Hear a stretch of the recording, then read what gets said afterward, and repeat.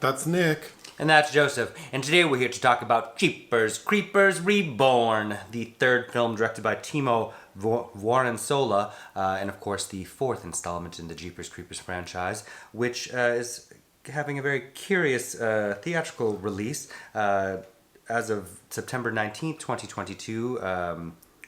What are the... Fathom Events. Fathom Events was rolling out the several screenings across a bunch of cities, and then another smattering of cities is being graced with its presence as of September 30th, 2022, courtesy of Screen Media Films, otherwise known as Chicken Soup for the Soul.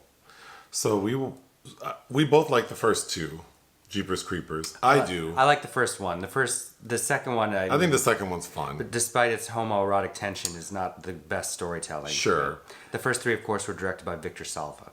And the third one we saw how many years ago? 5? 2017. And that was a Fathom Events situation. It was hard to find that at the time. The third one's not great. No. This one is much worse. I'm so sorry. I was very excited to watch this. This should have been called Jeepers Creepers Stillborn. Oh. The triggered. After the opening gimmick, you could turn this shit off. Yeah, I'm so sorry. I don't know what they were thinking. I have a thought, because I feel like whomever made this movie must have some reverie for the original. So then I think, okay, so to redo something that you have reverie for and then have it be of low quality, then really, you're not showing respect. Or you're Ed Wood. You're just capitalizing on an opportunity.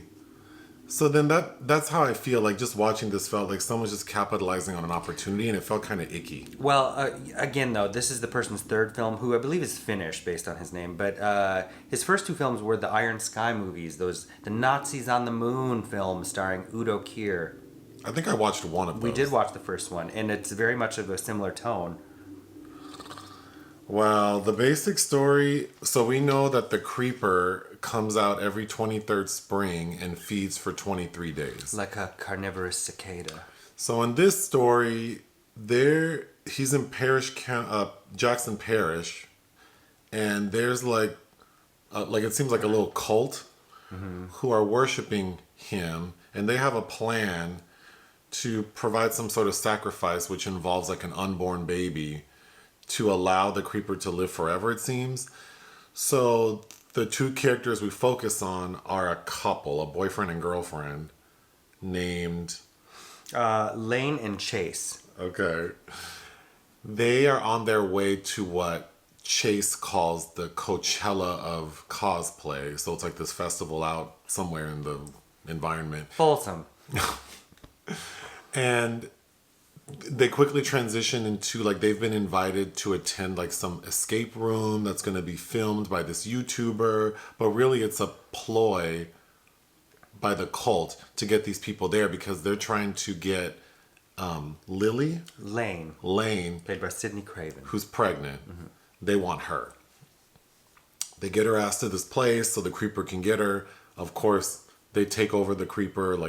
We think they kill him, but the final scene is that it would appear he's still alive. The end. It's very basic. There you go. And you're really skipping over the only salvageable part of the film, which is the opening with Dee Wallace and Gary Graham, who's an actor I'm not familiar with, but is from Stuart Gordon's Robot Jocks and the Alien Nation series. So the opening is almost like a recreation of the opening of the first Jeepers Creepers, except instead of a young brother and sister, it's this older married couple with Dee Wallace and the other gentleman. And it's the same thing. They're driving, this truck is chasing them. They see this caped or cloaked, trench coat wearing creature thing dump a body into a pipe. They go back and look, and then we find out that what we just saw is a dramatization on an Unsolved Mysteries type show. Yes. So I did think because the opening's real crunchy, but then when you realize it's a dramatization on a TV show, then I thought, oh, this is fun. But then... yeah, it's all downhill from there. And it's always nice to see Dee Wallace. But this was difficult to get through. It was very difficult. I can only imagine... I felt that some kind of way about having to pay to see Jeepers Creepers 3. back in 2017. And again, that has Meg Foster in it, who I also... We saw it in Playa Vista with a friend, and there's a Whole Foods, so I got some snacks. I don't know. My memory of that was not the worst. But yeah, this was very hard to sit through. I have a lot of notes, but it's just me complaining. I thought a funny moment in the opening is when Dee Wallace and her husband are able to what seems like escape the creeper, but then they both look at each other like, we have to go help whomever got dumped down the pipe. And her character says, turning a blind eye is not an option. After she was just begging to be like, I want to go home. Under no circumstances would I have gone back. Yeah, to look no, down are that you pipe. kidding? So that was the kind of energy I like when I'm yelling at the screen. So there's that. Her name's Laine. Right away, like when we first meet her and her boyfriend driving to this cosplay event, they make reference to the previous 3 films. And Iron Sky. And how like Jeepers Creepers is just a movie, it's not real. So then I thought, oh, this film's going to be like self-aware and like Scream. because yes, like the newer Scream movies, and even at some points throughout the movie, she will say like, this is the best way to get killed. We shouldn't go here. You know what happens. But overall, I thought the dialogue was terrible. I mean, there are moments when characters are saying things that don't make any sense, like at all. Yeah, just stop, please. You could just watch this on mute, and It you'd probably probably would be more enjoyable. Yeah. So the couple, Laine and Chase, stop at like a voodoo store, and That's very much like the Yeah. interracial couple in, is it Tales from the Hood 2, when they're in the golly... where they saw the gollywog. The gollywogs, yeah. And the actor playing the shop person, I'm sorry, but that acting was real crunchy. You mean Lady Manilla? It was just terrible. Yeah, it was bad. Okay. When she came on screen, I think you made a comment like, oh, they just picked anybody. They just let anybody be in the movies. Then when we see the creeper like come out in the spring to like feast, that practical makeup was not good. It was very Party City. Even when we see the creeper in full form, that makeup is not good. It gets better. Better, but it still never reaches what we saw in the first film. No, of course, because it's nowhere near that level of budget or, dare I say, craftsmanship of Victor Salva at that point in his career. But also the opening, when we first meet the boyfriend and girlfriend, we see that she has like a little gay friend, this guy who seems like he's rich, and he pulls over on the side of the road to call her, but also to pee. That scene was terrible. yes, Like everything he was saying didn't make any sense. Then he pulls over on the side of the road in the middle of the woods, like nothing around. And then he runs deep into the woods to pee. Like, girl, no one's looking at you. And then the creeper gets his ass. That was like such a pointless scene. yes, it benefited no one. Getting back, because that happens during the voodoo store scene. Laine asks the voodoo store lady for directions, and that dialogue, like she's like a geopositioning expert. Oh yeah, the satellites don't pick that up. And then she gives her a local map that looks like it's printed on skin tea leaves from 1975, and she's like, "That's $50." Then at the Take a picture of it. the Coachella of cosplay, which actually looked more like the Harbor Halloween nights at the Queen Mary. Yes, which I actually like. It's fun. The Horror Hounds is what they're called. What I did like, the guy. So there's one of the booths where you can throw like sharp objects. The guy running that booth, he's like one of the leads. Do you know his name? Peter Brooke playing Stu. I liked him the best. There are a lot of shots of him trying to catch the glory of that fake beard.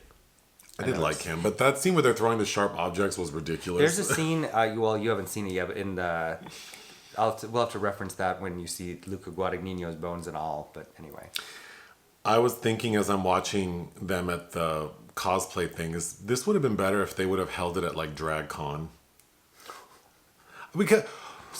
yes.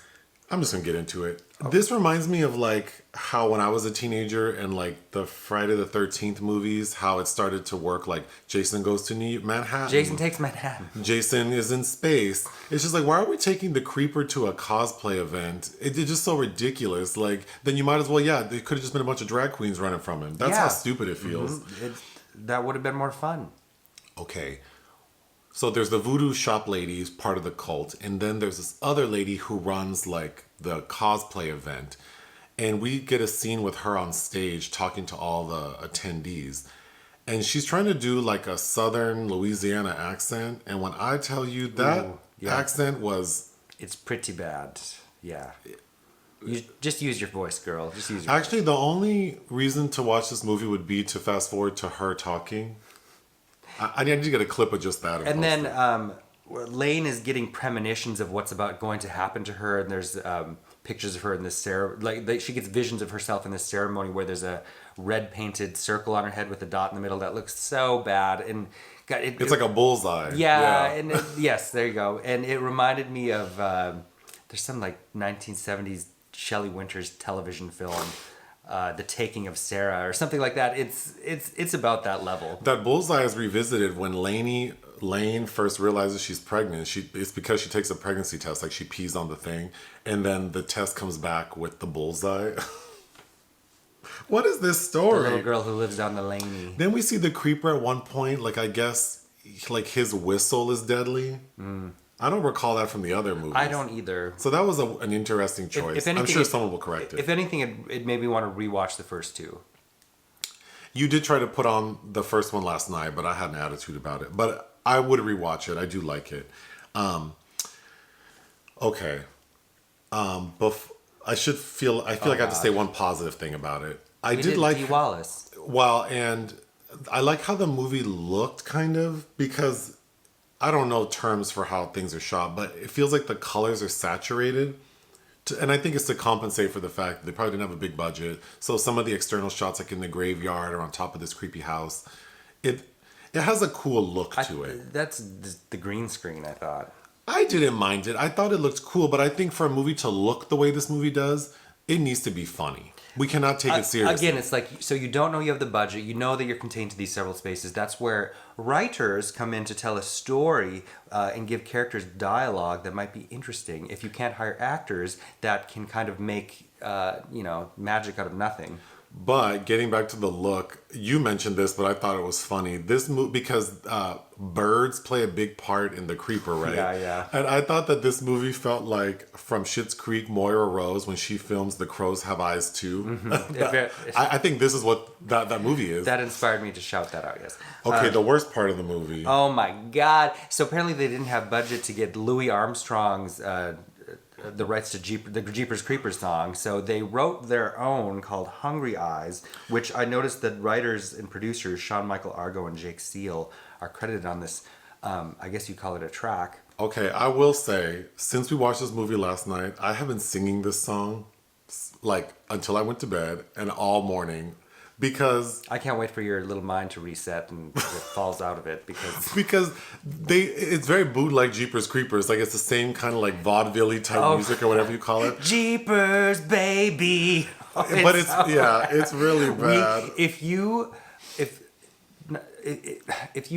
were promising me a check right now, I could write you a better song in 15 minutes or less. I would promise. Well, you the that. crime is I could. You know you don't have the budget to get the original, so why make a version? I mean, it's like Oreos versus Hydrox. Like, why would you do that? Especially when at this cosplay festival, we hear a lot of like, I don't know the terms of kind of music, but maybe like alt techno music. So it's like, why not? I mean, if you're going to make... House music? Is that what you... I don't know. No, it's I don't know what the kids listen to, but the movie's so ridiculous. And the song Jeepers Creepers is what the creeper plays. So if you're going to make this silly-ass movie, what they should have done is have the song be like a techno song. So then the creeper's playing like house music or something. But yeah. So I would say watch the movie for, I guess, Dee Wallace. Watch it for the scene with the lady with the bad accent. And then the very end when we hear this like bootleg ass Jeepers Creepers song. Or find something of that era that's in the public domain that you don't have to pay for. Well, I don't know, because that song, I mean, the eyes are such a big... Also, the eyes are such a big deal, but we really don't... This story is just not it. I'm sorry. Do you have anything else to say? No, nothing. What would you give it? Because, again, this is one of those films where I have to say, like, I don't believe in 0 stars, so this is a 0.5, though. This is despicably bad. Yeah. Egregiously I'm terrible. torn. I guess I'd give it... I don't know. I would rather watch Hocus Pocus 2 again than have to watch this. Yeah, that's true. I guess I would give it a 0.5. I mean, it's not good. Would you watch this again? No, Oh. not at all. Hit the thanks button. Listen to our podcast. Bye.